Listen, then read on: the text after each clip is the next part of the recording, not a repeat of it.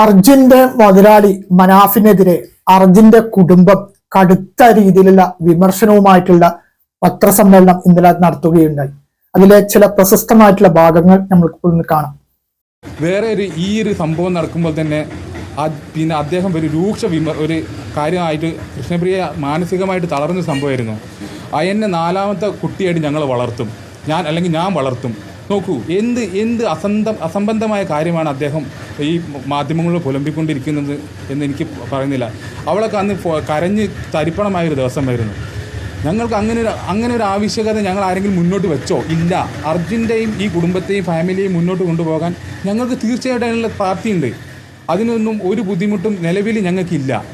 ഇവിടെ അവർ പ്രധാനമായും ഉന്നയിക്കുന്ന 2 വിഷയങ്ങളാണ്. അതായത് മനാഫിനെതിരെ പ്രധാനമായും അവർ ഉന്നയിക്കുന്ന 2 വിഷയങ്ങൾ.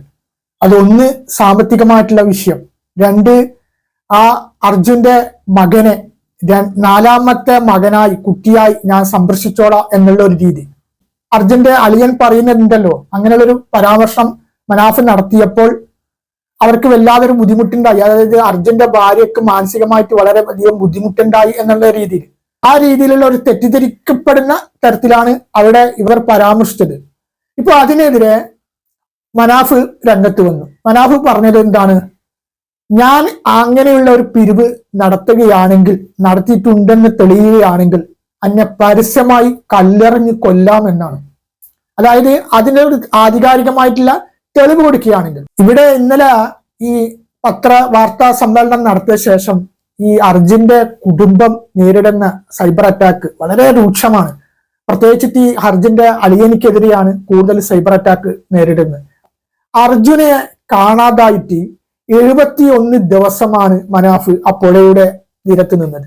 അവിടുത്തെ കർണാടക സർക്കാരിനെതിരെ മനാഫ് നടത്തിയ കാര്യങ്ങളൊക്കെ എല്ലാവരും കണ്ടതാണ്.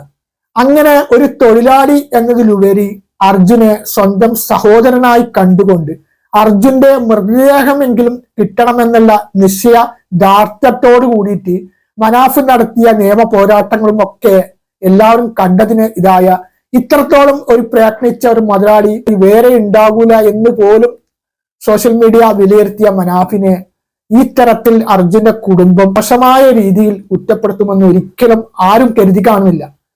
അപ്രതീക്ഷിതമായിട്ടാണ് അർജുന്റെ കുടുംബം മനാഫിനെ ഈ തരത്തിൽ കടന്നാക്രമിച്ചത്.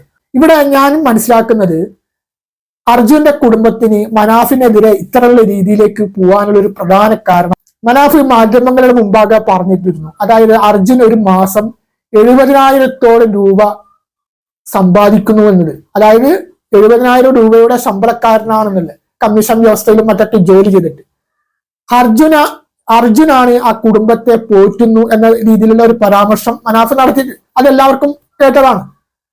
അങ്ങനെയുള്ള ഒരു രീതിയിലേക്ക് മനാഫ് നടത്തിയപ്പോൾ ഒരു മനാഫിനെതിരെ ആ കുടുംബം ഇത്തരത്തിൽ നീങ്ങിയത് എന്നാണ് ഞാൻ മനസ്സിലാക്കുന്നത്. കാരണം അവരൊക്കെ വളരെ സ്ഥാനോടുകൂടി ജീവിക്കുന്നവരാണല്ലോ. പ്രത്യേകിച്ചിട്ട് ആ അളിയനൊക്കെ വളരെ സ്ഥാനോടുകൂടി ജീവിക്കുന്നത് കൊണ്ട് അർജുന്റെ സമ്പാദ്യത്തിന് ജീവിക്കുന്നുള്ള ഒരു ദുഷ്പേര് വരുന്നത് കൊണ്ടായിരിക്കാം മനാഫിനെതിരെ ആ കുടുംബം രൂക്ഷമായ രീതിയിൽ ഇല്ലാ കഥകൾ കെട്ടിച്ചമച്ചുകൊണ്ട് പ്രസ്താവനകൾ ഇറക്കിയിട്ടുണ്ടാകുമെന്നാണ് ഞാൻ വ്യക്തിപരമായിട്ട് മനസ്സിലാക്കുന്നത്. പിന്നെ മറ്റുള്ളൊരു കാര്യം, അർജുന്റെ മകനെ എന്റെ 4ാമത്തെ മകനായി സന്ദർശിച്ചുകൊള്ളാം, അത് അദ്ദേഹത്തിനോടുള്ള ഇഷ്ടം കൊണ്ടാണ്. അതല്ലാതെ അവർ ആ പത്രസമ്മേളനത്തിൽ ഉന്നയിച്ചതുപോലെ അവരുടെ ഭാര്യക്കുണ്ടായ വിഷമങ്ങളെ പോലെയല്ല. സ്വാഭാവികമായിട്ടും ഈ 72 ദിവസം മനാഫ് നടത്തിയ കാര്യങ്ങളൊക്കെ എല്ലാവരും കണ്ടതാണല്ലോ. ആ സമയത്തൊന്നും ഇവർ ഇങ്ങനെയുള്ള രീതിയിൽ മനാഫിനെ കുറ്റപ്പെടുത്താനോ മറ്റൊന്നും ഒരിക്കലും തന്നെ തയ്യാറായിട്ടില്ല.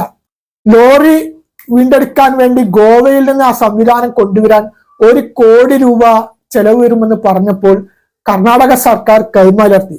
അപ്പോൾ മനാഫ് പറഞ്ഞത് ആ തുക ഞാൻ വഹിക്കാൻ തയ്യാറാണെന്ന. അപ്പോഴാണ് മനാഫിനെ പലവരും സംശയിച്ചത്. മനാഫ് ഒരു കള്ളക്കടത്തുകാരനാകാം, അല്ലെങ്കിൽ മനാഫ് ഇൻഷുറൻസ് തുക തട്ടിയെടുക്കുന്നതിനാകാം, അല്ലെങ്കിൽ മനാഫ് മറ്റുള്ള ഏതെങ്കിലും തരത്തിലുള്ള അവിഹിതമായിട്ടുള്ള മാർഗത്തിൽ സമ്പാദിക്കുന്ന ഒരു വ്യക്തിയായിട്ടാകാം എന്നൊക്കെ രീതിയിലാണ് പലവരും വ്യാഖ്യാനിച്ചത്. ആ സമയത്ത് മനാഫിനെതിരെ സോഷ്യൽ മീഡിയ വളരെയധികം കടന്നാക്രമങ്ങൾ നടത്തിയിട്ടുണ്ട്. പിന്നീട് ലോറി വീണ്ടെടുത്തു. മനാഫ് തന്നെ പറയുന്നു, എന്നെ കുറ്റപ്പെടുത്തിയവരും എന്നെ ഒറ്റപ്പെടുത്തിയവരൊക്കെ പരസ്യമായിട്ട് തന്നെ ആ ലോറിയെ പരിശോധിക്കുക, അതിലെന്ത് കള്ളക്കടത്താണ് ഞാൻ നടത്തിയത് എന്നൊക്കെ.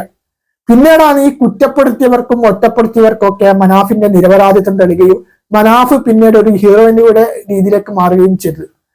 പിന്നെ മനാഫിന് കൂടുതൽ പബ്ലിസിറ്റി നേടി എന്നുള്ള ഒരു രീതിയുണ്ട്. ഇപ്പൊ എല്ലാവരും വാഴ്ത്തുന്നത് മനാഫിനെ പോലുള്ള ഒരു മുതലാളിനെ കിട്ടലാണ് അർജുന്റെ ഏറ്റവും വലിയൊരു ഭാഗ്യം എന്നാണ്. ഇപ്പൊ മനാഫിനെ ഇത്രമാത്രം കുറ്റപ്പെടുത്തിയിട്ടും മനാഫ് പറയുന്നത് അർജുന്റെ കുടുംബം എന്റെ സ്വന്തം കുടുംബത്തെ പോലെയാണ്, അർജുന്റെ അമ്മ എനിക്ക് സ്വന്തം അമ്മയെ പോലെയാണ്, ഞാൻ അവരെ കുറ്റപ്പെടുത്താനോ അല്ലെങ്കിൽ അവരെ ഒറ്റപ്പെടുത്താനോ പോകുന്നില്ല എന്നത്. പിന്നെ മനാഫിനെതിരെ വേറൊരു ആരോപണം പറഞ്ഞത് യൂട്യൂബ് ചാനലിനെ കുറിച്ചിട്ടാണ്. അതായത് കേവലം 10,000 സബ്സ്ക്രൈബർ മാത്രമാണ് ഇന്നലെ അവർ പത്രസമ്മേളനം നടത്തുമ്പോൾ മനാഫിന്റെ യൂട്യൂബ് ചാനലിൽ ഉണ്ടായിരുന്നത്. ഇന്ന് 2 ലക്ഷം സബ്സ്ക്രൈബറിലേക്കാണ് ആ ചാനൽ ഉയർന്നിരിക്കുന്നത്. അതായത് ഒരു ദിവസം കൊണ്ട് 1,90,000 സബ്സ്ക്രൈബർ, അതൊരു നിക്കാതെ നേട്ടമാണ്. ആ രീതിയിലേക്ക് ആ ചാനലിന്റെ വളർച്ച എത്തി. അപ്പൊ മനാഫ് പറയുന്നത്, യൂട്യൂബ് ചാനലിനെ കുറിച്ചിട്ട് മനാഫ് പറഞ്ഞത് എന്താണ്? എൻ്റെ സാമ്പത്തിക സ്ഥിതി എന്തുണ്ട് എന്നുള്ളത് ആദ്യം ഒന്ന് അന്വേഷിച്ചാൽ, ഒരു യൂട്യൂബ് വരുമാനം കൊണ്ട് ജീവിക്കേണ്ട ആളൊന്നല്ല ഞാനൊരു അത്യാവശ്യം മോശമില്ലാത്ത മുതലാളി തന്നെ. യൂട്യൂബ് വരുമാനം കൊണ്ട് ജീവിക്കാൻ മാത്രമല്ല ഒരു രീതിയിലല്ല, അദ്ദേഹം ഒരു വ്യവസായിയാണ്. ഒട്ടേറെ മില്ലുകളും അതുപോലെ തന്നെ ലോറികളും ഹോട്ടൽ വ്യവസായം ഒക്കെ വളരെ ഒരു സാമ്പത്തികമായി നിലനിൽക്കുന്ന ഒരു മുതലാളിയാണ്. അങ്ങനെയുള്ള ഒരു വ്യക്തിക്ക് കേവലം യൂട്യൂബ് ചാനൽ കൊണ്ട് ജീവിക്കാൻ പറ്റുന്ന രീതിയിലേക്ക് എന്നുള്ള പറയുമ്പോൾ അതൊക്കെ കോമൺ സെൻസ് ഉള്ളവർക്ക് വിശ്വസിക്കുന്ന ഒരു കാര്യമാണ്. ഇപ്പോൾ ഇന്ന് മനാഫ് പറഞ്ഞത് നമ്മുടെ ഒരു കുടുംബ പ്രശ്നം പോലെ ആയിട്ടാണ് നമ്മൾ ഇത് കാണുന്നത്. രണ്ടുപേരും പരസ്പരം സംസാരിച്ച് ഈ പ്രശ്നത്തെ ലഘൂകരിക്കാൻ ഇല്ലാതാക്കാനുള്ള ഒരു ശ്രമത്തില് എന്നാണ്. ഏതായാലും ആ കുടുംബം രണ്ടുപേരും ഉള്ള പ്രശ്നങ്ങളെല്ലാം തീർത്ത് ഒന്നിക്കട്ടെ എന്ന് നമുക്ക് ഈ അവസരത്തിൽ ആശംസിക്കാം.